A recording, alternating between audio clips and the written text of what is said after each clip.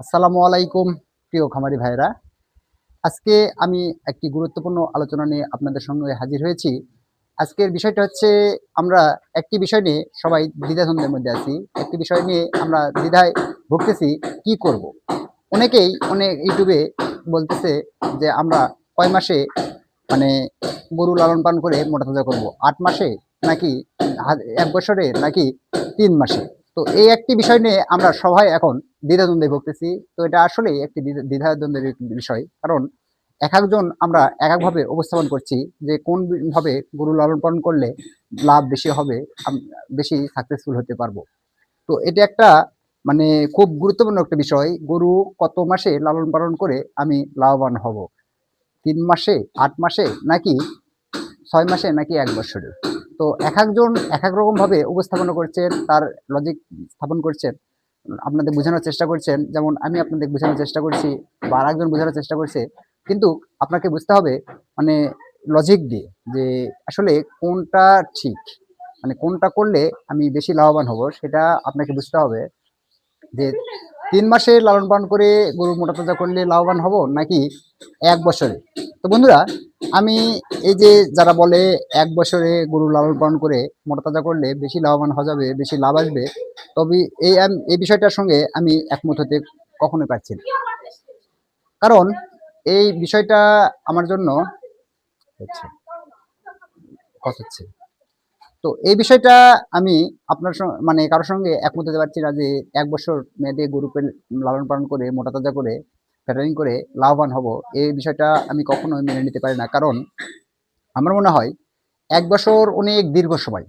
আর এই ১ বছরে গরুর এখন তো অসুখ-বিসুখের অভাব নেই। কারণ বছরে ২ বার আসে ল্যাম্পি, খুরা রোগ, বিভিন্ন রকমের বড়, বড় সমস্যার সম্মুখীন হতে হয়। যে কারণে মানে ১ বছর দীর্ঘমেয়াদী একটি সময়। এই সময়টা যদি আপনি ছোট খামারি হয়ে থাকেন, আপনার পুঁজি কম হয়ে থাকে, তাহলে আপনার জন্য কখনোই এই দীর্ঘমেয়াদী গরু লালন পালন করাটা ঠিক হবে না। এই দীর্ঘমেয়াদী গরু লালন পালন করলে আমিও মানতেছি যে লাভ হয়, লাভ বেশি হয়। তবে আপনার আমার জন্য নয়। এই দীর্ঘমেয়াদী আমার মতন যদি আপনি গরিব খামারি হয়ে থাকেন, আমার মতন ছোট খামারি হয়ে থাকেন, তাহলে আপনার বা আমার জন্য এই দীর্ঘমেয়াদী গরুর লালন পালন করাটা একটি মানে দুঃস মানে খুব দুঃসহ ব্যাপার হয়ে যাবে। কারণ একটি গরু ১ বছর পর্যন্ত আপনার গড়ায় আছে। তো ১ বছর যদি আপনার গড়ায় এই গরুটি থাকে, তাহলে আপনাকে বিভিন্ন অসুখ-বিসুখের সম্মুখীন হতে হবে। তারপরে তাকে খাওয়াতে হবে। দীর্ঘ ১ বছর ধরে একটি গরুকে খাওয়ালে কত টাকা যাবে? তো আমি যেটা মনে করি সেটা হচ্ছে ৩ মাসের মধ্যে যদি আপনি লালন-পালন করে মোটা তাজা করে ইয়ে করতে পারেন, তবে হ্যাঁ, আপনার যদি পুঁজি কম হয়, আপনাকে কিন্তু চলতে হবে বুদ্ধিতে। যেমন এখন মাংসের দাম কম। শীত পড়ছে, মাংসের দাম কম, মাংস উৎপাদনের কম। তো এ সময় যদি আপনি এই ধরনের হাড্ডিসার গরু, এই ধরনের যদি হাড্ডিসার গরু লালন পালন করেন এবং গাভী গরু লালন পালন করেন, তাহলে কি হবে? দুধ উৎপন্ন হবে। কারণ আমরা যারা গরিব খামারি তারা চিন্তা করি কি? এই সেক্টর থেকে আমার সংসার চলতে হবে প্লাস আমাকে লাভও করতে হবে। তো লাভের পাশাপাশি যদি সংসার চলা বা এই সে হাবি-জাবি সবকিছু দিক দিয়ে বিবেচনা করে আমি যদি গরু লালন পালন করি, তাহলে আমাকে কি করতে হবে? দুধ উৎপন্ন থাকতে হবে। মানে এক কথায় রেগুলার আমার কিছু ইনকাম থাকতে হবে। আচ্ছা ৮ মাস বা ১ বছর মেয়াদে আপনি গরু লালন পালন শুরু করলেন। তাহলে আপনাকে একটা জিনিস মাথায় রাখতে হবে সেটা হচ্ছে এই ৮ মাস যে গরু লালন পালন করতেছেন, গরুর পিছনে আপনার খরচ আছে। প্রতিদিন পার ডে একটি মোটা অঙ্কের খরচ আছে। তো মোটা অঙ্কের খরচ চালায়ে আপনার সংসার চালাতে হবে। তো আপনার যদি পুঁজি কম হয়, তাহলে এই ৮ মাস আপনি কি করে খাবেন? ৮ মাস আপনার কিভাবে চলবে? তো এটা মাথায় রেখে আপনাকে কিন্তু গরুর শেড পরিচালনা করতে হবে। তো আমি যে আপনাকে বুঝানোর চেষ্টা করতেছি, যদি আমার লজিক বা আমার যুক্তি যদি আপনার মনে হয় যে এটা গ্রহণযোগ্য, তাহলে আপনি গ্রহণ করতে পারেন। আর যদি গ্রহণযোগ্য না হয়, তাহলে আপনার গ্রহণ করার প্রয়োজন নেই। কারণ আপনি যে আমার যুক্তি শুনে গরু লালন-পালন শুরু করবেন, যদি আপনি লস করেন, সেটার দায়ভার কিন্তু আমার মধ্যেও আসে। তো যে কারণে আমার যুক্তি শুনে যে আপনাকে গরু লালন-পালন করতে হবে তা নয়। ইউটিউবে অনেক ধরনের ভিডিওই আছে।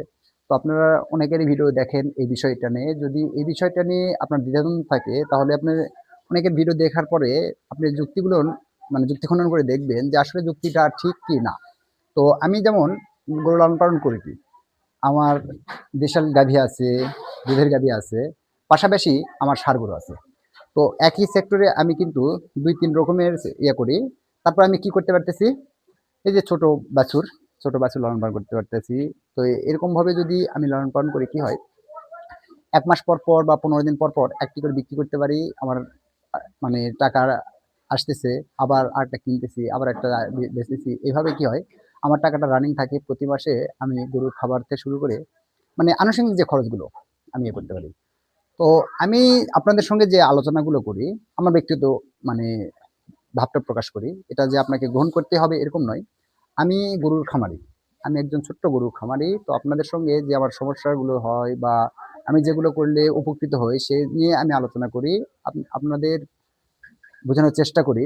তো আমার ভিডিওগুলো যদি আপনার ভালো লেগে থাকে অবশ্যই লাইক, কমেন্ট, শেয়ার করবেন। আর আপনি যদি আমার চ্যানেলের নতুন দর্শক হয়ে থাকেন অবশ্যই সাবস্ক্রাইব করতে ভুলবেন না।